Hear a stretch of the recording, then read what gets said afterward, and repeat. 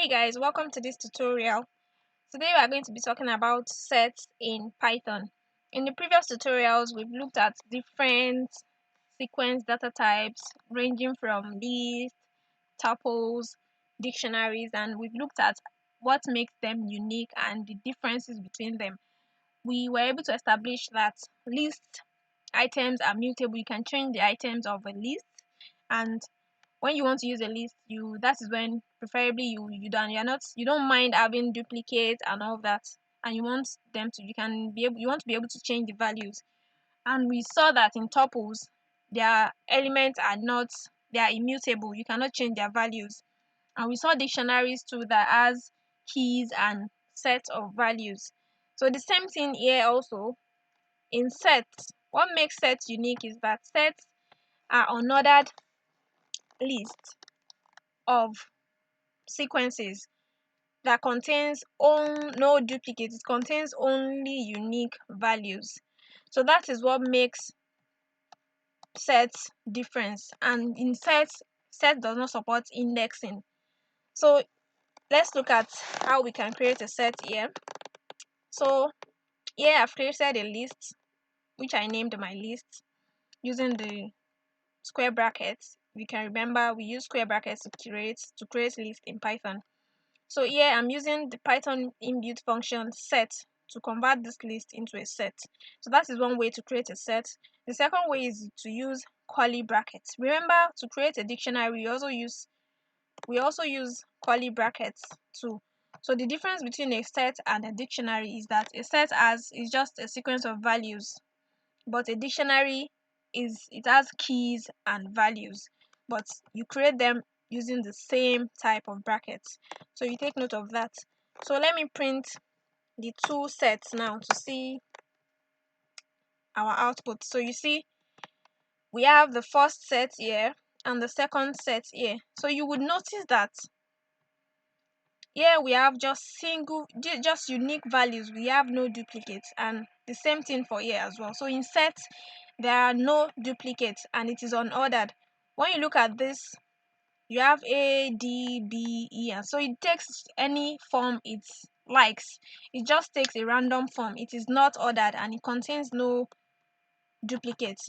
So you see in my original list here, I have B appearing 2 times, you have D 3 times, and E 4 times, but that does not reflect in the set because it doesn't contain duplicates. And the same thing for this list here. You see we have 2 appearing 2 times, we have 3 appearing 3 times, and like that. But in the output, we have just one unique values for each of them. So sets don't support duplicates. So let's look at some other functions that you can use on sets. So let's see the length of my set 2, the length of my set 2. So that will be the length of the unique values only. So you see we have 5 here. So that is how to check the length of a set. Also, we can use logical operators. Remember logical operators in our previous tutorials. If you've not seen them, I would highly recommend you to go and watch them to understand these concepts better. So here I'm saying B in my set 2, I'm asking is B in my set 2, and I'm asking is F in my set 2. So this will return Boolean answers. Boolean means true or false. So if this is true, it will return true, and this will return false. So I'm expecting this to return true because B is actually in my set 2 and we don't have F here, so it should return false. So let's execute this and see the result. So we have true and false. So that is that. Then let's see if we can index an item. In the previous tutorials, for other data types, for tuples, for lists, we could access index of our item. Now let's see if we can access index in our set. So we're saying my set 1. So I'll print this now, and you see it says set does not support indexing because it is not ordered. So there is no way you can access any index because it just takes any random order. You cannot access an index in sets. So that is another thing in sets. You cannot access indexes and it contains only unique values. So but you can add two sets together by using the function union. So let me say print my set dot union my set 2. So it will add these two. Remember set in mathematics as well, we use union to join two sets together, so it's similar to this as well. So you see it has, so the union now has it has all the unique values, so you can add two sets together. You can also look for the intersection. In remember in sets in mathematics as well, common values between two sets. So I'm creating a second value here, a second set here, my set 3, and I'm putting these values in it. So I want to see the values that are contained in both my set 3 and my set, that's the intersection.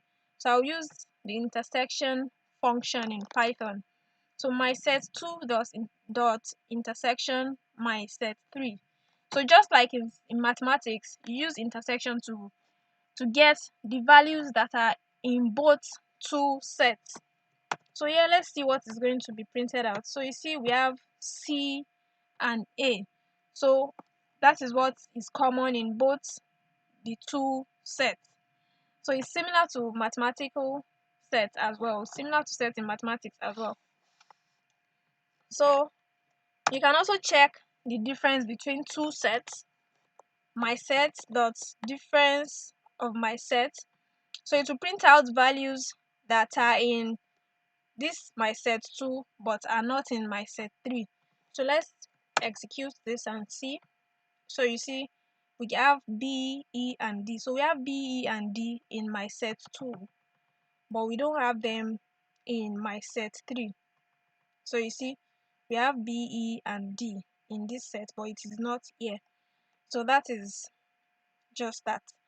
So you can also check if two sets if they have no elements in common. We use intersection to get the elements that are in common in both sets. But if you want to check first, are there any elements in common in two sets, then we can use the is disjoint function. This will return a boolean answer to find out if there are any elements before you now go to, okay, what are those elements if there are. So this will give you a true or false if there are any elements in common in the two sets. So you see we have a false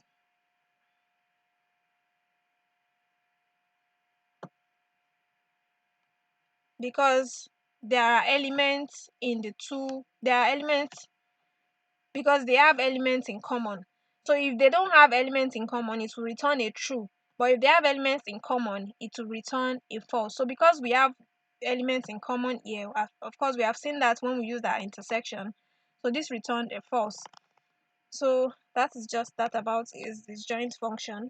You can also modify a set by using the update function. So if I say my set 2 dot update, then I pass in these values and I print my set 2 here.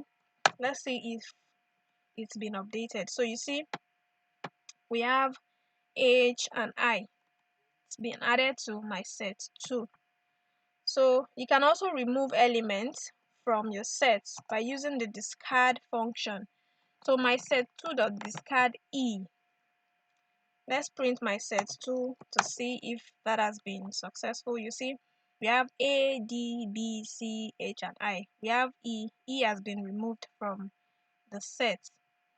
So you can also clear the items of a set, something like you delete it totally, everything. So when you say my set 2 dot clear, then let's print my set 2. You see saying set, it's an empty set. This is just set with parentheses. It's an empty set, so there is nothing in it again. So we also have what we call frozen sets. So you can check that up and then you practice with it. So but that will be all for sets in in Python. There are also other functions that you can use with sets, but I'll be limiting this video to just this, so you can practice more with these different data types using the previous tutorials as well. So and don't forget to subscribe to my YouTube channel to get updated. And in addition, let me quickly add something. To check, in the previous tutorials, we've not looked at how we can check the data type of a particular variable. So, and we've seen that we can have a number, we can have a string, it can be a sequence data type like a list, tuple, a set, a dictionary. But how can we check the data type of a variable? We can simply use the type function. So let's say I create a variable named a, and it is a number. Let me say number 4, and let me create a variable named b that is a string, something like this.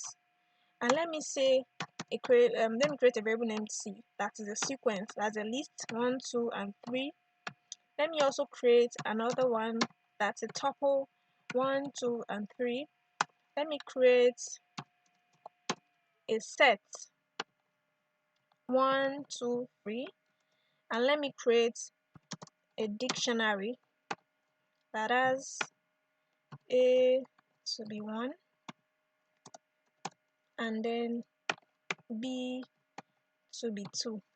Now I can check the type of these variables by using the type function. So if I say print type of a, let me copy this and paste, not to, so I won't waste time. Sorry about this. So let me change this to b, c, d, e, f. So let me execute this cell now, and you see we have int, which is a number for our a, and we also have a string for our b. We have a list for c, we have a tuple for d, and we have a set for e, and we have a dict for f respectively. So that is the simple way by which you can just check for the type of a variable in Python, whether it is an integer, whether it's a string, a list, a tuple, a set, or a dictionary. So that's going to be all for this tutorial. Do not forget to subscribe to this YouTube channel for more updates on related content.